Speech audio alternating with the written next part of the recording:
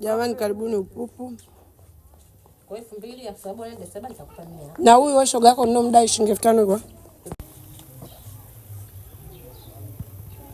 Naonekana vizuri mazani, yani hivyo ulivyonichukua hivyo. Mbona unanichukua hivyo? Simu yanailaza. Maana kijiji naelewa. Hiyo hapa iPhone.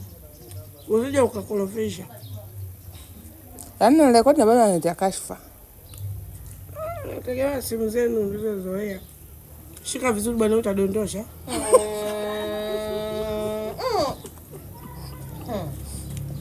Mchukua naona majani yake ya kunde.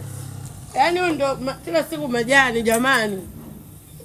Mbadilishage mboga.